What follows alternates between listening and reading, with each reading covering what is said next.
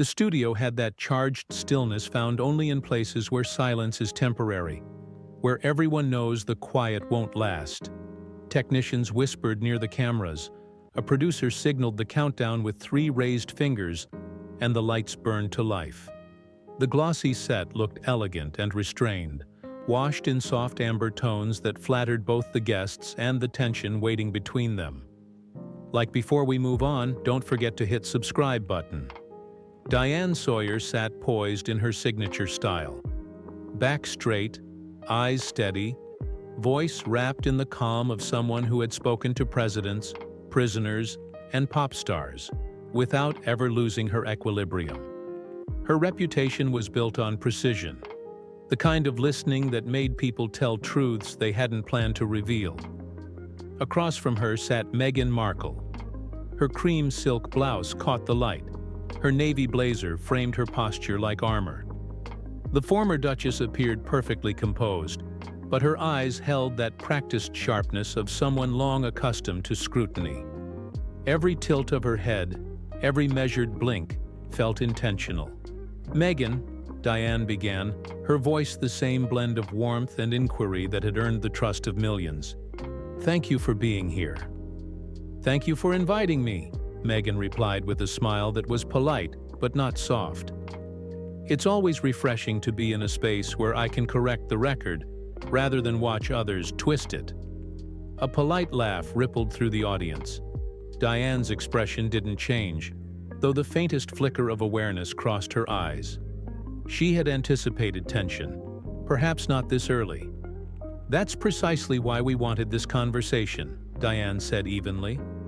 "There's been so much written, but not always from your perspective. Let's start simple. How are you?" Meghan exhaled in a way that sounded like both fatigue and defiance. "I'm busy. Life doesn't exactly allow for stillness when every step you take is examined, dissected, and judged. But I've learned to thrive in spite of it. When people decide who you should be, it's your job to remind them who you are." It wasn't an answer. It was a declaration. Diana nodded slowly, her professional smile holding steady. "And how is Harry?" she asked softly, the tone careful, inviting something human. "Many people admire how the two of you support each other." For a moment, Meghan's face hardened. "Harry's doing well, but let's be honest, he isn't my shield or my storyline. People like to frame me as the supporting act to his life, but I've been carrying far more of the burden than anyone wants to admit." A quiet murmur rustled through the audience. Meghan noticed but didn't flinch. Diana's posture remained the same, though her smile thinned almost imperceptibly. "I understand. Still, a lot of people see your relationship as a partnership." Meghan let out a small, dry laugh. "A partnership, yes, but somehow I'm the one constantly being defined through him.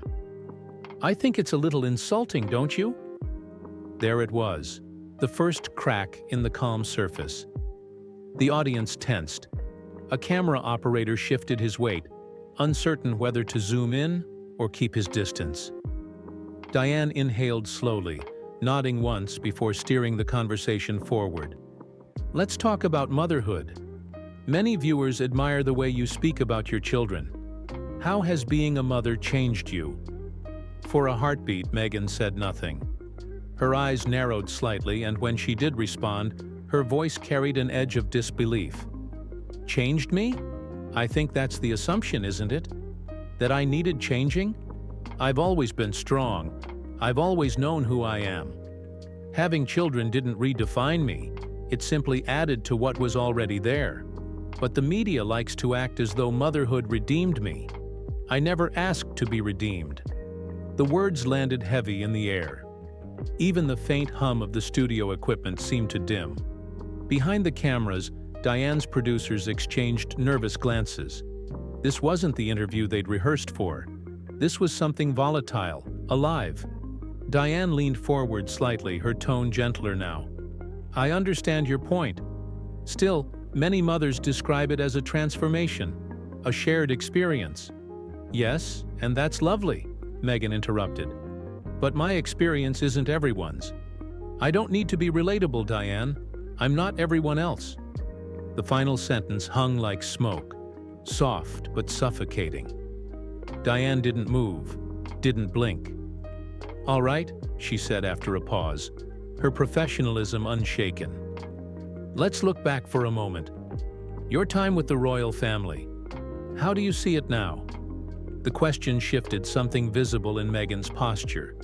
Her back straightened, her smile vanished. "What people never understood," she began, voice tightening, "is that I was never truly accepted. There's a difference between being tolerated and being embraced. I learned exactly which one I was." Diane's brow softened. "That must have been painful." "Painful?" Meghan echoed. "No, clarifying." Silence followed, sharp and absolute.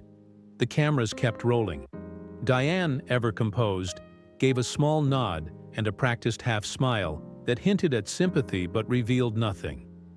The audience sat still, unsure whether they were witnessing confession or confrontation. By the time the studio cut to commercial, every person watching, both in the seats and behind the scenes, knew something extraordinary was unfolding. This wasn't the interview they'd expected. It wasn't even an interview anymore. It was a duel, dressed in civility, waged with words and glances instead of weapons. And it had only just begun. When the cameras blinked back to life, the mood in the studio had shifted. The lighting hadn't changed. The applause sign still flickered dutifully above the crowd. But the air felt heavier now, taut with a kind of invisible friction. Even Diane's calm smile seemed measured, as though she was choosing every breath with precision. "Before the break," Diane began, her voice smooth but quieter, "we were talking about your experience within the royal family. You said you were tolerated rather than accepted. Can you tell me more about that?" Meghan crossed her legs deliberately, the fabric of her navy slacks whispering against itself. "You know, people love to imagine what that life must be. The palaces, the pageantry, the fairy tale. But what they don't see is the machinery behind it. You're not joining a family.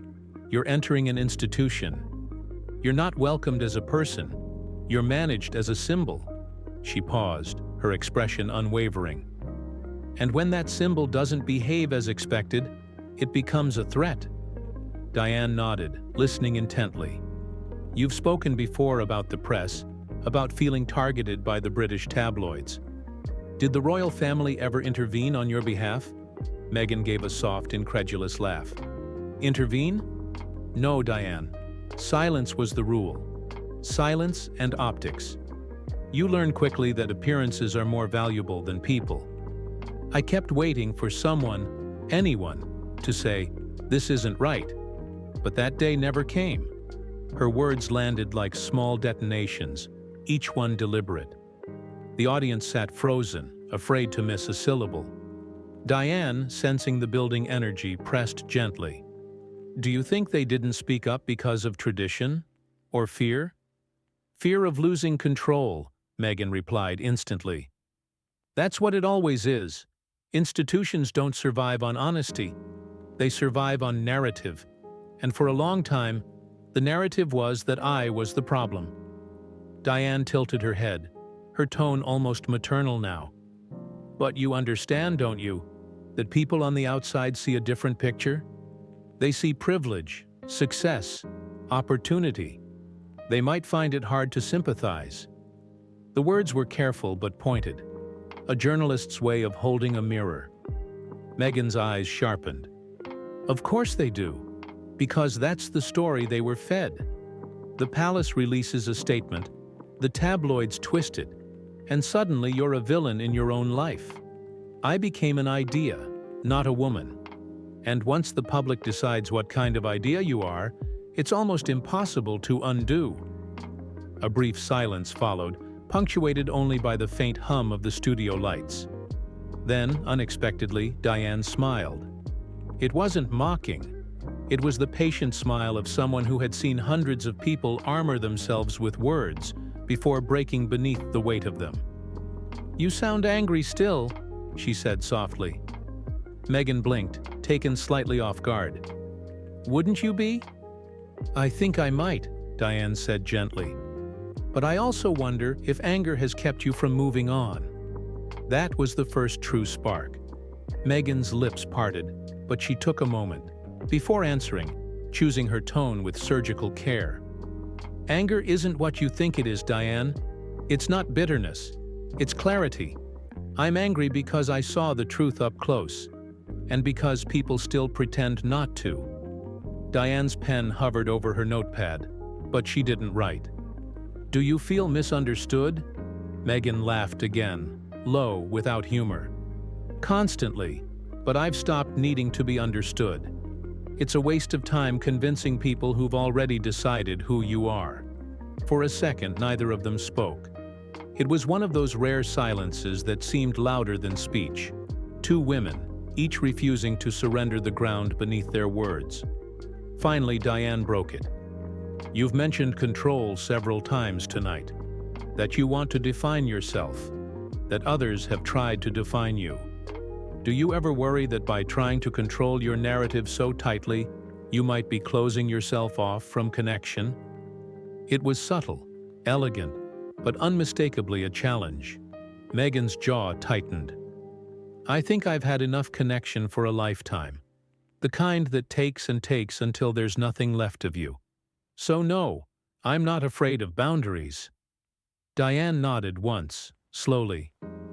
Boundaries can be healthy, she said, still calm. But walls can be lonely.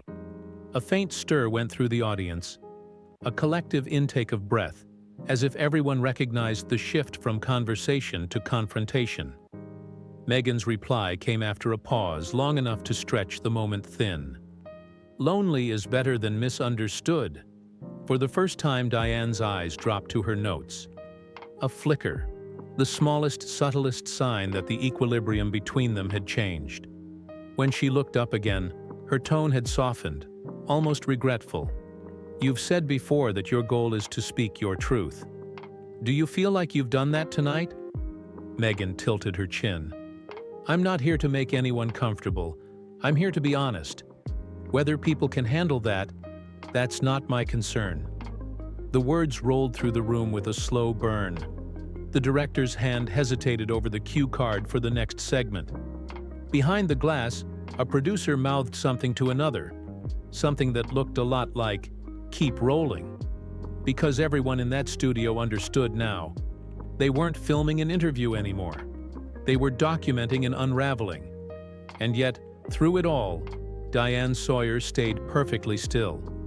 A single unshakable figure in a storm that was starting to roar. The second commercial break felt like a collective exhale. Assistants hurried in with bottled water. A makeup artist dabbed at the powder on Meghan's cheek. Diane sat still, rereading her notes. When the cue light flashed again, both women turned toward the cameras, smiles refastened like armor. Welcome back, Diane said. We've been exploring your relationship with the press, and with truth. Meghan's brow lifted. My truth, she corrected gently but firmly. That correction changed everything. Diane's tone cooled a fraction. Of course, but truth is complicated, isn't it? Two people can live the same event and remember it differently. Meghan leaned forward. I'm sure they can, but in my case, people didn't remember things differently. They invented them. Her smile was tight, practiced. For years I was accused of being manipulative, simply because I refused to play the victim. I stood my ground, and that scared people. Diane let the words hang before sliding in the next question. Do you ever wonder whether some of that perception comes from how you respond? The public rarely sees humility from you. A ripple of shock passed through the studio. The question was clean, almost surgical. Meghan blinked, recovering quickly. Humility? She gave a small laugh that didn't reach her eyes. Humility looks different on women who aren't punished for having confidence. If a man defended himself the way I do, he'd be called assertive. When I do it, I'm called arrogant. Diane nodded slightly, acknowledging the point but not retreating. You've spoken about double standards before. Still, some people feel you draw too sharp a line between yourself and everyone else, that there's little room for empathy. I've spent years being told to be empathetic to people who showed me none, Meghan said. So forgive me if I stopped apologizing for existing. The tension was no longer subtle. It thrummed beneath every syllable. Diane's pen tapped once against her notepad, the only sound in the room besides the faint buzz of the lights. Let's talk about legacy, Diane said finally. When people look back on this chapter of your life, the interviews, the statements, the memoir, what do you hope they remember? Meghan's gaze steadied on her. That I didn't let other people write my ending.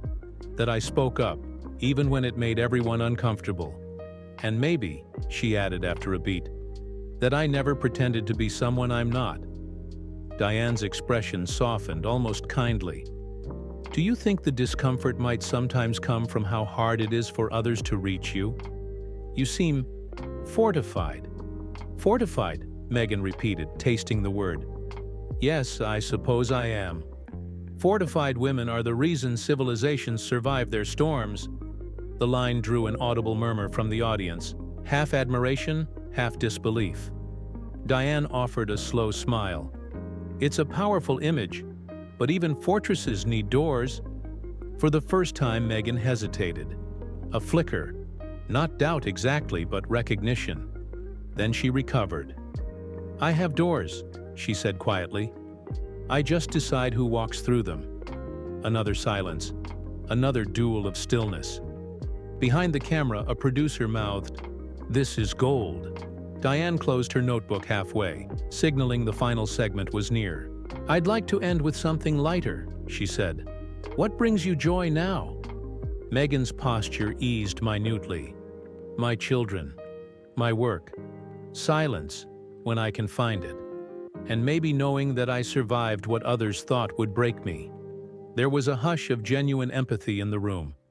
Even Diane's eyes softened, but the peace lasted only seconds. Because Diane, guided by instinct and years of experience, knew the conversation wasn't finished. Not yet. Survival is admirable, she said gently. But forgiveness is freeing. Have you forgiven them? The institution? The press? The people you say hurt you? The question cut deeper than any before it. Meghan's face froze, then shifted, a series of micro-expressions she couldn't suppress fast enough. Her voice, when it came, was low but sharp. Forgiveness is a luxury for people who were treated like humans.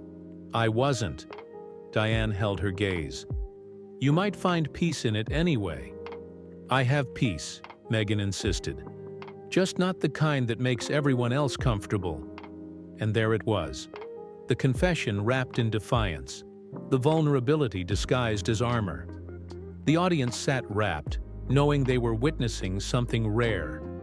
The moment both interviewer and interviewee dropped their scripts and showed the edges of who they truly were. The floor manager signaled the final minute. Diane looked into the camera, her voice steady once more. After the break, Meghan reflects on what comes next and what she's still searching for. As the lights dimmed again, Meghan exhaled slowly. Diane didn't look away. Two women, two versions of truth, waiting for the last round. The real storm, everyone realized, was still coming. When the cameras returned for the final segment, the energy in the studio had transformed completely. Gone was the polite hum of a television interview. In its place lingered a kind of quiet awe, the sort that follows thunder. Even the crew moved differently now, careful, reverent, as though any sound might shatter what was unfolding. Diane straightened a page on her notepad. The gesture was small, but deliberate, the kind of pause that gives the audience a heartbeat to prepare. We've covered a lot tonight, she said softly. Public image, family, forgiveness. But I'd like to end where it all began, with you. When you look at the woman sitting here now, after everything, who do you see? Meghan's eyes drifted past Diane for a moment, focusing on the faint reflection of the studio lights in the lens across from her. "I see someone who learned not to apologize for surviving," she said. "Someone who understands that being misunderstood doesn't mean being wrong." Diane nodded. "And do you think that version of you is happier?" "Happiness," Meghan replied, "isn't the goal. Peace is. And sometimes peace doesn't look like smiling for everyone else's comfort." There was a weight to the words. "Niu," the kind that leaves a mark. Diane let them sit, her gaze steady, searching for an opening that wouldn't sound like intrusion. "But peace," she said finally, "can also mean letting go." Meghan's jaw tightened. People love telling women to let go, usually because it makes everyone else feel better. What if holding on is the reason I'm still standing? The question wasn't rhetorical. It was a challenge. Diane's eyes didn't waver. "Then maybe you've mistaken strength for stillness." The room drew in a collective breath. Two women, each a mirror of the other's resilience, locked in a final exchange that wasn't about winning, but about truth. If you like this video, then subscribe.